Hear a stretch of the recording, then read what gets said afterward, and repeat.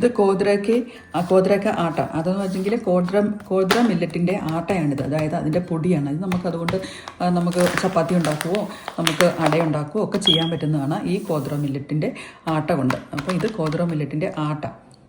ഞാനിത് ഒന്ന് ചെറുതായിട്ട് വറുത്തിട്ടാണ് ഇന്നത്തെ പുട്ട് പുഴുങ്ങുന്നത്. അപ്പം ജസ്റ്റ് ഒന്ന് ചൂടാക്കും കേട്ടോ. ഏത് പൊടി മേടിച്ചാലും ഞാനൊന്ന് ചൂടാക്കും.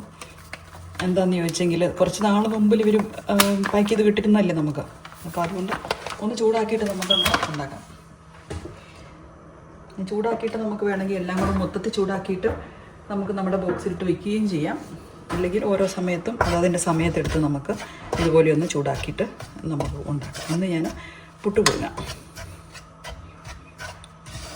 ജസ്റ്റ് ഒന്ന് ചൂടാക്കുന്നുള്ളൂ കേട്ടോ. ഒരുപാട് നേരം അങ്ങനെ വറക്കുന്നില്ല. ഓൾറെഡി വറുത്ത് ഇരിക്കുന്ന സാധനമാണ്. എന്നാൽ പോലും ഒന്ന് ചൂടാക്കിയെടുക്കും.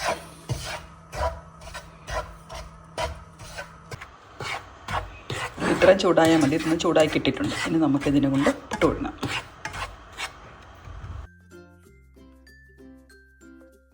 ഇനി ഞാൻ കുറച്ച് ക്യാരറ്റും കൂടെ ആഡ് ചെയ്തിട്ടാണ് നമ്മുടെ പുട്ടുണ്ടാക്കുന്നത്.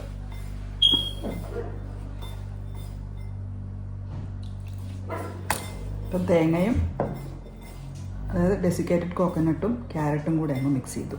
ഇനി നമുക്ക് ഇതാണ് ഇതിൻ്റെ ഇൻ ബിറ്റ്വീൻ ഇടുന്നത്. അപ്പം നല്ല കളർഫുള്ളായിട്ടിരിക്കുകയും ചെയ്യും. ഹെൽത്തി ആണല്ലോ അതിന്.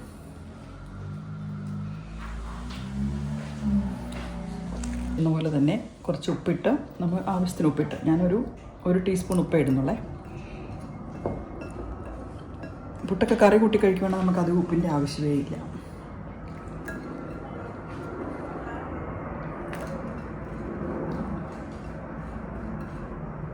പുട്ടുപൊടി നനയ്ക്കാനൊക്കെ എല്ലാവർക്കും അറിയാവുന്നതല്ലേ. പുട്ട് നനയ്ക്കാൻ ഒരുപാട് വെള്ളം ഒരുമിച്ചൊഴിക്കരുത്. കുറേശ്ശെ വെള്ളം ഒഴിച്ച് ഈ പരുവത്തിലാക്കിയെടുക്കണം.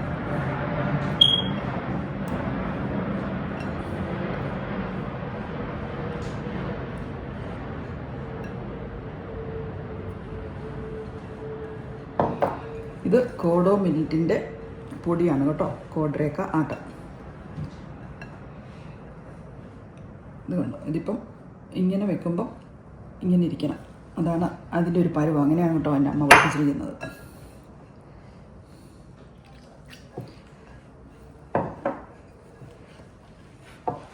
ആക്കിയെടുക്കുക എന്നുള്ളതാണ്. പൊടിയുടെ വറവും ഒക്കെ അനുസരിച്ച് വെള്ളത്തിൻ്റെ കണക്ക് നമുക്ക് എക്സാക്റ്റ് പറയാൻ പറ്റത്തില്ല. അതെന്ന് വെച്ചെങ്കിൽ പൊടിയുടെ വറവൊക്കെ അനുസരിച്ച് വെള്ളത്തിൻ്റെ അളവ് ചിലപ്പോൾ കൂടുകയും കുറയുകയൊക്കെ ചെയ്യും. പക്ഷേ ഈ പരുവത്തിലാക്കിയെടുക്കുക എന്നുള്ളതാണ്. ഇതുണ്ടോ. ഇതാണ് പുട്ടുപൊടിയുടെ പരുവം. ഇനി നമുക്ക് പുട്ടുകുറ്റി നിറയ്ക്കാം. ഈ പുതിയ പിള്ളേരൊക്കെ ആരെങ്കിലും കാണുന്നുണ്ടെങ്കിലാണ് പറയുന്നത് ഇത് ചില്ലിടാൻ മറന്നുപോയത്. ഇനി ആദ്യം ഇട്ട് കൊടുക്കേണ്ടത് തേങ്ങയാണ്. എന്താണെന്ന് വെച്ചെങ്കിൽ ആവി കയറണമല്ലോ. അതുകൊണ്ട് കുറച്ച് തേങ്ങയും ഇന്നിട്ടിരിക്കുന്നത് തേങ്ങയും നമ്മുടെ ക്യാരറ്റും കൂടെ മിക്സ് ചെയ്തിരിക്കുന്നത് ഇതിട്ട് കൊടുത്തു. നിങ്ങൾക്ക് എത്ര കഷ്ണം വേണോ അത്രയും കഷ്ണത്തിൽ നമുക്കുണ്ടാക്കാം. അതിപ്പം ഞാനിപ്പം 3 ഇതായിട്ടാണ് ഉണ്ടാക്കുന്നത് കേട്ടോ. 3 കഷ്ണമായിട്ട്.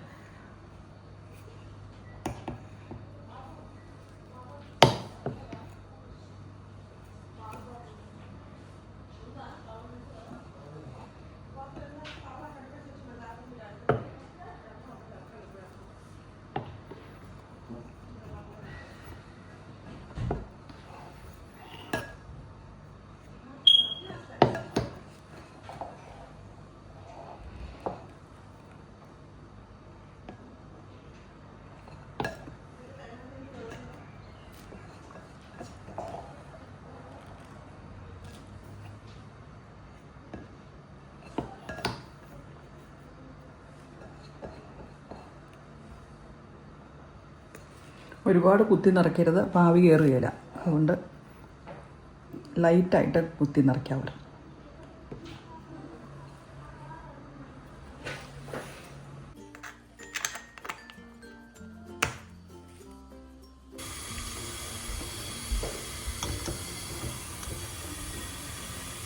നമ്മുടെ ഇതിൻ്റെ അകത്ത് വെള്ളം ഒഴിക്കാൻ മറന്നു പോകരുത്. ഇതിനകത്ത് വെള്ളം ഒഴിച്ച് നമ്മൾ ആവി കയറാൻ വേണ്ടി വയ്ക്കുന്നു. ഞാൻ പറയുന്നത് ആദ്യമായിട്ടോ അല്ലെങ്കിൽ അറിയത്തില്ലാത്തവർക്ക് വേണ്ടിയാണ്. അറിയാവുന്നവർ ഓർക്കുന്ന കാണാം ഇതെന്തിനാണ് ഇതെന്നോട് പറയുന്നത്, നിങ്ങൾക്കറിയാമല്ലോ ഒന്ന്.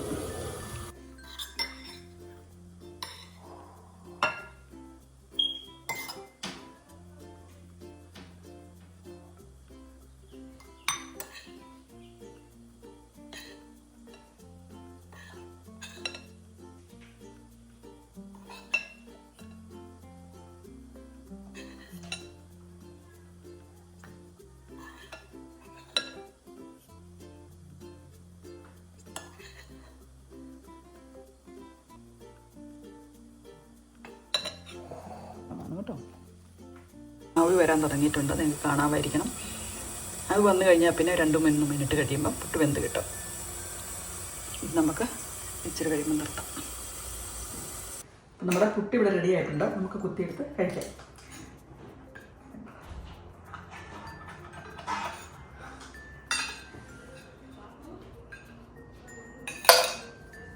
നമുക്ക് ഈ പുട്ട് കറിയോട് കൂടിയോ അല്ലെങ്കിൽ പഴം കൂട്ടിയോ മുട്ട കൂട്ടിയോ കടലക്കറി കൂട്ടിയോ ഒക്കെ കഴിക്കാം. ഇന്ന് ഞാൻ കഴിക്കാൻ പോകുന്ന കടലക്കറി കൂട്ടിയാണേ. നമുക്കൊരു കഷ്ണം എടുത്ത് കഴിക്കാം. അല്ലെങ്കിൽ എനിക്ക് ഇത്രയും പുട്ട് വേണ്ട, അപ്പോൾ ഒരു കഷ്ണം പുട്ടെടുത്ത് നമുക്കത് കഴിക്കാം.